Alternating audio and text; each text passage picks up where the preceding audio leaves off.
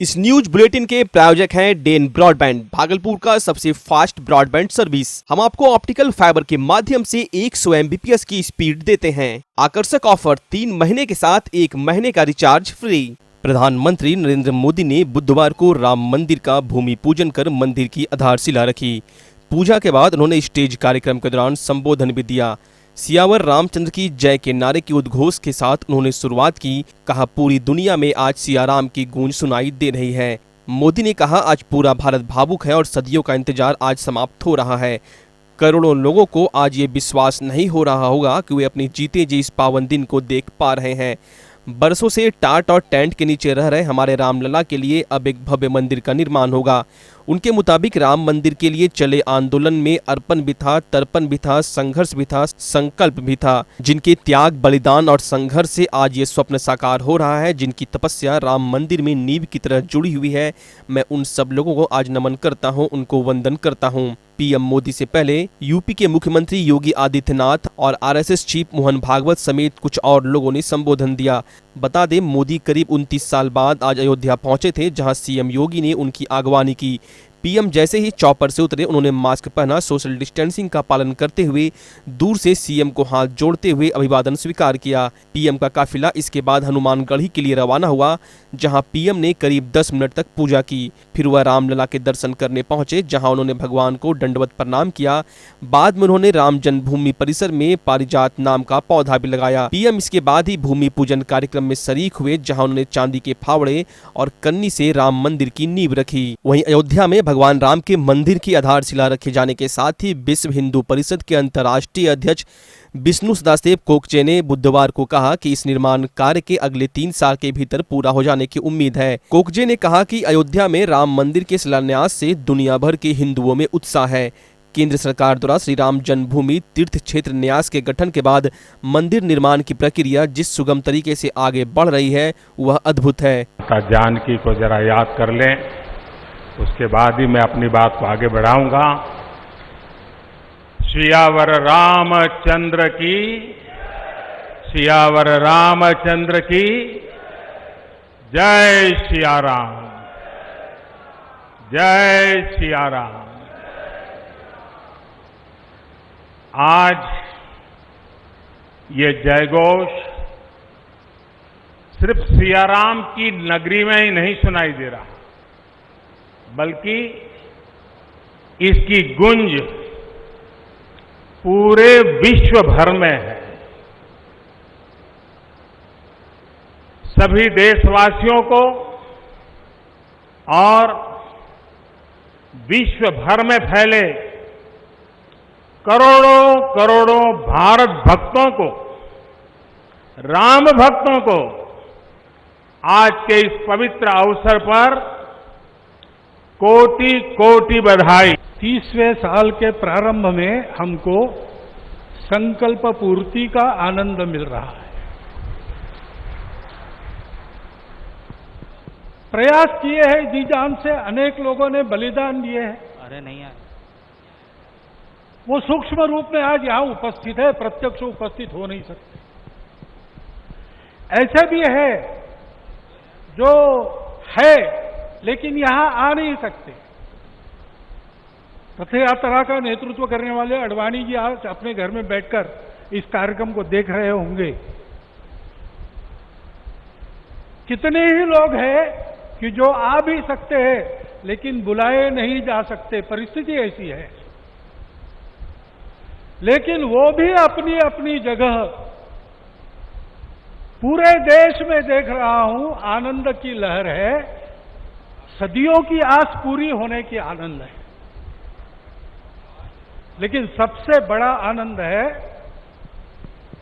भारत को आत्मनिर्भर बनाने के लिए जिस आत्मविश्वास की आवश्यकता थी और जिस आत्मभान की आवश्यकता थी, उसका सगुण साकार अधिष्ठान बनने का शुभारंभ आज हो रहा है। कांग्रेस ने अयोध्या में राम मंदिर निर्माण के लिए भूमि पूजन होने पर देशवासियों को शुभकामनाएं देते हुए बुधवार को कहा कि भगवान राम मन की गहराइयों में बसी मानवता की मूल भावना है और वह कभी घृणा और अन्याय में प्रकट नहीं हो सकते। पार्टी के पूर्व अध्यक्ष राहुल गांधी ने ट्वीट किया, मर्यादा पुरुषोत्तम भगवान राम सर्वोत्तम मानवीय गुणों का स्वरूप है। वे हमारे मन की गहराइयों में बसी मानवता की मूल भावना है। राम प्रेम है, वो घृणा में कभी प्रकट नहीं हो सकते। राष्ट्रीय स्वयंसेवक संघ के प्रमुख मोहन भागवत ने राम मंदिर निर्माण की आधारशिला रखे जाने के बाद बुधवार को कहा कि यह आनंद का क्षण है, क्योंकि जो संकल्प लिया गया था वह आज पूरा हो गया। उन्होंने कहा कि एक संकल्प लिया था और मुझे स्मरण है तब के हमारे सरसंघचालक बाला साहब देवरस जी ने हमको कदम आगे बढ़ाने से पहले यह बात दिलाई थी, 20-30 साल लगकर काम करना पड़ेगा और आज 30वें साल के प्रारंभ में हमको संकल्प पूर्ति का आनंद मिल रहा है। श्री राम जन्मभूमि तीर्थ क्षेत्र न्यास के अध्यक्ष महंत नृत्य गोपाल दास ने प्रभु श्री राम मंदिर के निर्माण कार्य शुभारंभ को सुहावना समय बताते हुए बुधवार को कहा कि मंदिर निर्माण भारत विश्व और लोक कल्याण का निर्माण है। राम मंदिर भूमि पूजन कार्यक्रम में महंत नृत्य गोपाल दास ने कहा कि मंदिर के निर्माण कार्य का शुभारंभ हो गया है।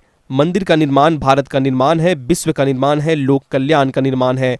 उन्होंने कहा कि हिंदू जनता की भावना, उनकी इच्छा, उनका मनोरथ यही है कि जल्द से जल्द भव्य और दिव्य मंदिर का निर्माण हो और आज हम अपनी आंखों से मंदिर का निर्माण देख रहे हैं। राष्ट्रपति रामनाथ कोविंद ने ट्वीट कर राम मंदिर निर्माण की आधारशिला रखे जाने पर बधाई दी है।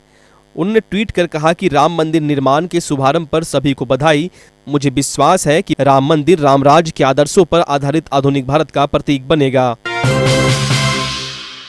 500 साल के लंबे इंतजार के बाद भगवान श्री राम की जन्मभूमि अयोध्या में भव्य मंदिर का निर्माण कार्य शुरू करने को लेकर प्रधानमंत्री नरेंद्र मोदी ने नींव रखी। करोड़ों देशवासियों की चिरप्रतीक्षित मांग पूरी होने पर भागलपुर और आंध्र प्रदेश के लोगों में हर्षोल्लास व्याप्त हो गया। इस मौके पर घरों के साथ साथ मंदिर परिसर में दीप प्रज्वलित कर अयोध्या में हुए राम मंदिर में भूमि पूजन की खुशी में शरीक हुए। जान जिस्म में है श्री राम के बदौल और जान जिस्म में है श्री राम के बदौल और जान जिस्म में है श्री राम के बदौल हम सांस ले रहे हैं इस जान के बदौल जान की हम सांस ले रहे हैं इस जान के बदौल हम सांस ले रहे हैं इस जान की बदौलत हम सांस ले रहे हैं इस जान के बदौलत और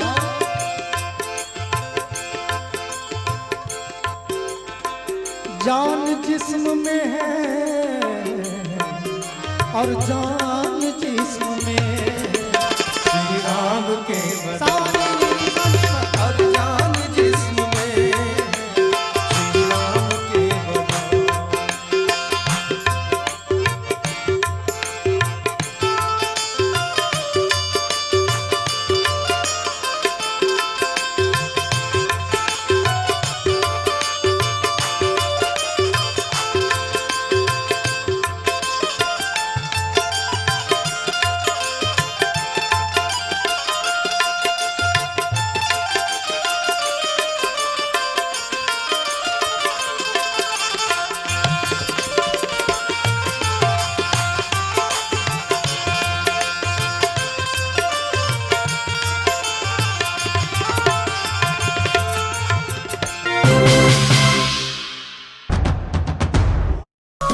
Alice Bihar business park Bhagalpur Dumka highway पर 30 feet main road 20 feet branch road के साथ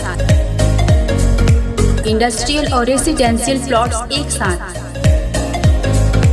4 दीवारी पानी बिजली सुरक्षा के साथ। पहले पोजीशन फिर रजिस्ट्री।